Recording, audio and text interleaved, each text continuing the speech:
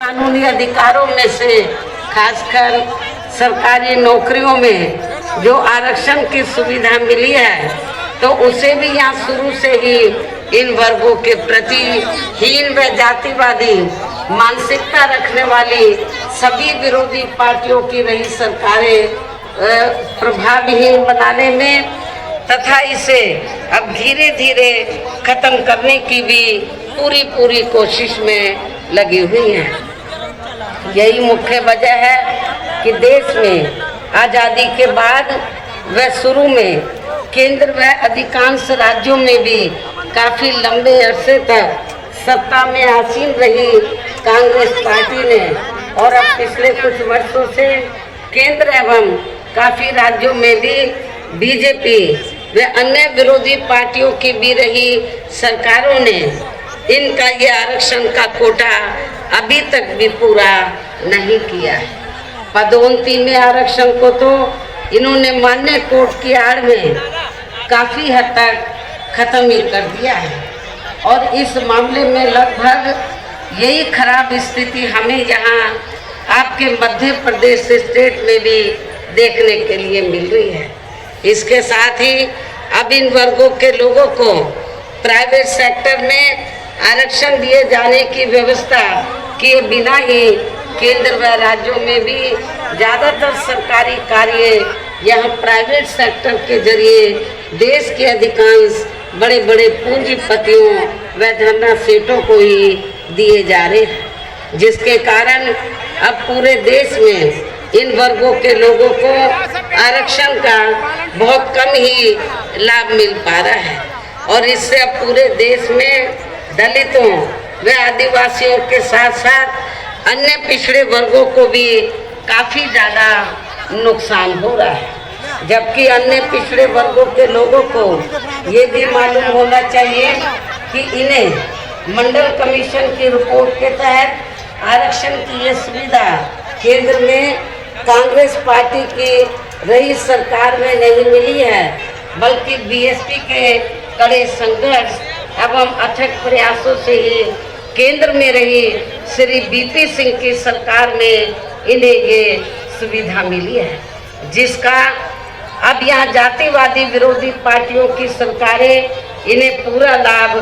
नहीं दे पा रही हैं। और यहाँ मैं आप लोगों को ये भी बता देना चाहती हूँ, अब चुनाव के दौरान खास तौर से कांग्रेस पार्टी के बड़े नेता ये कहते हैं कि अति पिछड़े वर्ग को पूरा लाभ दिलाने के लिए जातीय जनगणना होनी चाहिए, जातीय जनगणना, लेकिन शायद इन्हें ये मालूम होना चाहिए और अपने लोगों को भी ये मालूम होना चाहिए कि जब अंग्रेजों के जाने के बाद केंद्र में लंबे अरसे तक कांग्रेस पार्टी पावर में रही, तो कांग्रेस पार्टी की हुकूमत के दौरान सबसे पहले पिछड़े वर्ग के लोगों को आरक्षण देने के लिए तो जो सर्वे हुआ था, काका कालेलकर की रिपोर्ट आई, उसे कांग्रेस पार्टी की सरकार ने उस समय लागू नहीं किया। उसके बाद मंडल कमीशन की रिपोर्ट आई, उसे कांग्रेस पार्टी की सरकार ने लागू नहीं किया। तो जो कांग्रेस पार्टी अति पिछड़े वर्गों की मंडल कमीशन की रिपोर्ट को जिसने लागू नहीं किया, काका कालेलकर की रिपोर्ट को लागू नहीं किया, आज वो चुनाव के दौरान पिछड़े वर्गों की वोट लेने के लिए जो बड़ी बड़ी बातें कर रहे हैं जातीय जनगणना की, मेरे ख्याल आप लोगों को इनकी हवाई बातों के बहकावे में नहीं आना चाहिए, खास तौर से पिछड़े वर्ग के लोगों को। और पिछड़े वर्ग के लोगों को जो आरक्षण की सुविधा मिली है, तो ये देन बीएसपी की है। बीएसपी के अथक प्रयासों से श्री बीपी सिंह की सरकार में तो ये सुविधा इन्हें मिली है। इसके साथ ही श्री बीपी सिंह की सरकार में इन वर्गों के मसीहा परम पूज्य बाबा साहब डॉक्टर भीमराव अंबेडकर को भी यहाँ भारत रत्न की उपाधि से सम्मानित किया गया है, जिसके लिए वो हर प्रकार से पात्र भी थे। यानी कि कांग्रेस पार्टी ने लंबे अरसे तक पावर में रहकर बाबा साहब को भारत रत्न की उपाधि देना उचित नहीं समझा। तो ये बीपी सिंह की सरकार में बीएसपी के अथक प्रयासों से बाबा साहब डॉक्टर अम्बेडकर को इस उपाधि से सम्मानित किया गया, जो बहुत पहले ही इनको ये सम्मान मिल जाना चाहिए था,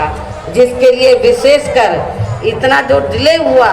तो जिसके लिए विशेषकर कांग्रेस पार्टी प्रमुख तौर से जिम्मेवार व कसूरवार भी है। इससे इन वर्गों के प्रति इस पार्टी की हीन व जातिवादी मानसिकता साफ झलकती है, जिसने फिर इनके कारवां को आगे बढ़ाने वाले व हर मामले में समर्पित व्यक्तित्व मान्यवर श्री कांशीराम जी के देहांत होने पर केंद्र में रही इसी कांग्रेस पार्टी की सरकार के चलते एक दिन का भी राष्ट्रीय शोक घोषित नहीं किया गया था। इसे भी आप लोगों को याद रखना चाहिए। यहाँ मैं इन वर्गों के मामले में ये भी कहना चाहूँगी, केंद्र द्वारा देश की लोकसभा व राज्य विधानसभाओं में महिलाओं को जो 33% आरक्षण देने की व्यवस्था की गई है, तो उसमें SC, ST व OBC वर्गों की महिलाओं को अलग से कुछ भी आरक्षण नहीं दिया गया है।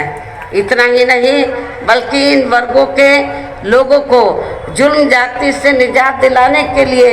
जो भी अनेकों नियम व कानून आदि बने हैं, तो उन पर भी केंद्र व अधिकांश राज्यों की भी सरकारें सही से अमल नहीं कर पा रही हैं, जिससे अब यह खासकर दलितों व आदिवासियों के ऊपर शोषण करने वाले लोगों का मनोबल और भी ज़्यादा बढ़ रहा है। और ये सब हमें यहाँ आपके मध्य प्रदेश स्टेट में भी काफ़ी कुछ देखने के लिए मिल रहा है। इसी प्रकार हमें पूरे देश में मुस्लिम व अन्य धार्मिक अल्पसंख्यक समाज के लोगों की भी हालत कोई खास अच्छी नज़र नहीं आती है, जिसका काफ़ी कुछ खुलासा केंद्र सरकार की सच्चर कमेटी की रिपोर्ट में भी किया गया है। इनके साथ साथ अपर कास्ट समाज में से खासकर गरीब लोगों की भी आर्थिक स्थिति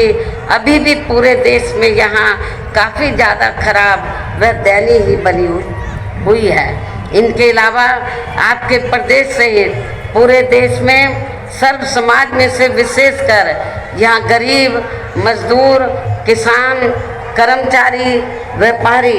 एवं अन्य मेहनतकश लोग भी अपनी विभिन्न समस्याओं को लेकर अभी भी हमें काफ़ी ज़्यादा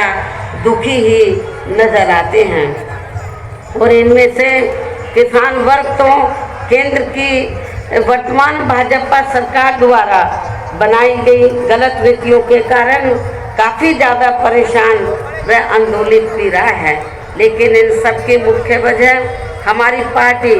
केंद्र व आपके मध्य प्रदेश स्टेट में भी यहाँ अब तक रही सभी विरोधी पार्टियों की सरकारों की जातिवादी, पूंजीवादी व संकीर्ण मानसिकता के तहत बनाई गई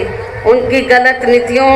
एवं गलत कार्य प्रणाली को ही काफ़ी हद तक जिम्मेवार मानकर चलती है। और इस मामले में खासकर इनकी गलत आर्थिक नीतियों की वजह से ही आए दिन यहाँ पूरे देश में गरीबी, बेरोजगारी व महंगाई आदि भी काफ़ी ज़्यादा बढ़ रही है। हालांकि इस मामले में शुरू से ही हमारी पार्टी केंद्र व राज्य सरकारों से भी हर स्तर पर ऐसी नीति अपनाने की लगातार ये मांग करती आ रही है कि देश में कुछ गिने चुने पूंजीपतियों व धंधा सेठों का विकास होने की बजाय बल्कि यहाँ गरीब व आम लोगों का ही विकास होना चाहिए। तभी फिर सही मायने में यहाँ की आम जनता अपनी गरीबी, बेरोजगारी, महंगाई व अन्य और भी समस्याओं से काफ़ी हद तक निजात पा सकती है। इसके साथ साथ अब अपने देश में भ्रष्टाचार भी हर स्तर पर काफ़ी ज़्यादा बढ़ रहा है, जिससे आपका खुद का अपना मध्य प्रदेश स्टेट भी अछूता नहीं रहा है। और इन सब के लिए हमारी पार्टी आज़ादी के बाद से लेकर अभी तक केंद्र व देश के अधिकांश राज्यों में तथा आपके खुद के अपने मध्य प्रदेश स्टेट में भी ज़्यादातर सत्ता यहाँ गलत पार्टियों में से खासकर कांग्रेस, बीजेपी व इनकी सहयोगी पार्टियों के हाथों में ही आने को मानकर चलती है। और इन सभी विरोधी पार्टियों को हमारी पार्टी इसलिए भी जिम्मेवार मानकर चलती है क्योंकि आजादी के बाद से लेकर अभी तक लगभग ये सभी विरोधी पार्टियां केंद्र व देश के अधिकांश राज्यों में भी ज्यादातर यहाँ बड़े बड़े पूंजीपतियों व धरना सेठों की ही आर्थिक मदद से सत्ता में आती रही हैं। और सत्ता में आ जाने के बाद फिर ये पार्टियां अधिकतर मामलों में अपनी आर्थिक एवं अन्य सभी नीतियां यहाँ आम जनता की समस्याओं को दूर करने के हिसाब से तैयार नहीं करती हैं, बल्कि देश के उन बड़े बड़े पूंजीपतियों व धरना सेठों को ही फायदा पहुंचाने के हिसाब से अपनी अधिकांश नीतियां तैयार करती हैं, जिनके धन व बल से चुनाव लड़कर ज्यादातर ये पार्टियां केंद्र व आपके राज्य सहित देश के अन्य राज्यों में भी अभी तक यह सत्ता में आती रही हैं, जिसके कारण अब पूरे देश में वे आपके खुद के अपने प्रदेश में भी अभी भी हमें यहाँ सर्व समाज के लोग अधिकांश मामलों में अपनी विभिन्न समस्याओं को लेकर काफी ज्यादा दुखी व परेशानी नजर आते हैं, जबकि पूरे देश में बीएसपी ही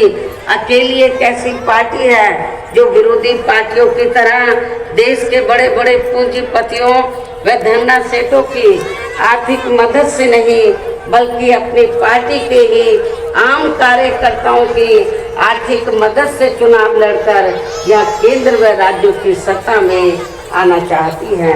ताकि हमारी पार्टी सत्ता में आने के बाद फिर बिना किसी दबाव के वे आजाद होकर सर्व समाज के लोगों की सभी समस्याओं का समाधान करके उन्हें हर मामले में वे हर स्तर पर खुशहाल बना सके। और इसी आधार पर चलकर ही आबादी के हिसाब से देश के सबसे बड़े प्रदेश उत्तर प्रदेश में 4 बार हमारी पार्टी ने अपने नेतृत्व में यहाँ सरकार भी बनाई है। और हमने अपनी सभी चारों नई सरकारों में अपनी पार्टी के विचारधारा एवं सिद्धांतों के तहत चलकर वैसे तो यहाँ सब समाज के हितों का पूरा ध्यान रखा है, लेकिन सभी मामलों में प्राथमिकता पहले हमने वहाँ सर्व समाज में से विशेषकर उन दलितों, आदिवासियों, पिछड़े वर्गों, मुस्लिम व अन्य धार्मिक अल्पसंख्यक समाज के लोगों को तथा गरीब एवं असहाय लोगों को ही दिया है, जिनके यहाँ हर मामले में व हर स्तर पर सभी विरोधी पार्टियों की रही सरकारों में उनकी हीन जातिवादी, संकीर्ण व पूंजीवादी सोच होने के कारण काफी ज्यादा उपेक्षा की गई है। इसके साथ साथ हमने उत्तर प्रदेश में गरीब एवं बेरोजगार लोगों को दूसरी पार्टियों की रही सरकारों की तरह मामूली सा बेरोजगारी भत्ता न देकर उन्हें बड़ी तादाद में सरकारी व गैर सरकारी क्षेत्रों में स्थायी रोजगार भी उपलब्ध कराए हैं। साथ ही गरीब भूमिहीन लोगों को खेती करने के लिए उन्हें फ्री सरकारी जमीन भी दी है, जिससे वहाँ लाखों गरीब लोगों को फायदा पहुँचा है। इसके अलावा हमारी पार्टी की रही सरकार ने वहाँ विभिन्न क्षेत्रों में लगे लोगों के साथ साथ छात्रों, युवाओं, महिलाओं व बुजुर्गों आदि के हितों में भी अनेकों महत्वपूर्ण व ऐतिहासिक कार्य किए हैं, जिनसे उन्हें काफी ज्यादा लाभ पहुंचा है। और अब विरोधी पार्टियां उसकी नकल तो कर रही हैं, लेकिन नियत साफ नहीं है, उसका फायदा उनको सही मायने में पहुंचाने में वो सक्षम नहीं है। साथ ही हमने उत्तर प्रदेश में सर्व समाज के लोगों के ऊपर किसी भी प्रकार की कोई जुल्म जाति आदि भी नहीं होने दी है, बल्कि हमारी पार्टी की रही सरकार ने वहाँ जुल्म जाति करने वाले लोगों को बिना कोई देरी किए हुए उन्हें तुरंत ही जेल की सलाखों के अंदर भेजा है, जहाँ हमारी सरकार में उनकी सही व असली जगह होती है, जिसकी यहाँ के प्रदेश में भी काफ़ी सख्त जरूरत है। इतना ही नहीं बल्कि हमारी पार्टी की रही सरकार ने यहाँ अपने देश में दलित एवं अन्य पिछड़े वर्गों में समय समय पर जन्मे हमारे महान संतों, गुरुओं व महापुरुषों में भी खासकर महात्मा ज्योतिबा फूले, छत्रपति शाहू जी महाराज, श्री नारायण गुरु, बाबा साहब डॉक्टर भीमराव अंबेडकर एवं मान्यवर श्री कांशीराम जी आदि को भी विभिन्न रूपों में पहली बार वहाँ पूरा आदर सम्मान दिया है, जिन्हें विरोधी पार्टियों के लोग अभी तक भी आसानी से पचा नहीं पा रहे हैं। इस प्रकार से उत्तर प्रदेश में हमारी पार्टी ने अपने सभी चारों रहे शासनकाल के दौरान व हर मामले में व हर स्तर पर सर्व समाज के लोगों को काफ़ी बेहतरीन सरकार दी है। और यदि आप लोग भी यहाँ अपने मध्य प्रदेश स्टेट में आम जनहित के व खासकर कमजोर एवं उपेक्षित वर्गों के हितों में ऐसे ही कार्य करना चाहते हैं तो ऐसे ही आप लोग कार्य करना चाहते हैं। इसके साथ ही आपके प्रदेश की जनहित से जुड़ी जो भी यहाँ स्थानीय समस्याएं हैं तो उन्हें भी दूर करना चाहते हैं तो फिर आप लोगों को भी उत्तर प्रदेश की तरह ही यहाँ अपने मध्य प्रदेश स्टेट में भी अपनी पार्टी को हर मामले में मजबूत बना के यहाँ अपनी खुद की सर्वजन हिताय व सर्वजन सुखाय की नीतियों पर आधारित सरकार बनानी होगी, जिसके लिए अब आप लोगों को यहाँ अपने मध्य प्रदेश स्टेट में इस समय विधानसभा के लिए हो रहे आम चुनाव में अपनी पार्टी का बेहतर रिजल्ट लाना होगा। और इसके लिए आप लोगों को वोट पड़ने तक यहाँ सत्ताधारी पार्टी व अन्य सभी विरोधी पार्टियों के साम दाम दंड भेद आदि हथकंडों से भी जरूर सावधान रहना है। और इस मामले में खासकर आप लोगों को विरोधी पार्टियों के जारी किए गए उनके हवाई व प्रलोभन भरे चुनावी घोषणा पत्रों आदि के बहकावे में तो कतई भी नहीं आना है, जिन्हें ये पार्टियां सत्ता में आने के बाद अधिकांश अमल में नहीं लाती हैं, जिस पर से अब जनता का काफ़ी हद तक विश्वास ही उठ गया है। इसलिए हमारी पार्टी किसी भी चुनाव में अपना कोई भी चुनावी घोषणा पत्र आदि जारी नहीं करती है। वैसे भी हमारी पार्टी कहने में बहुत कम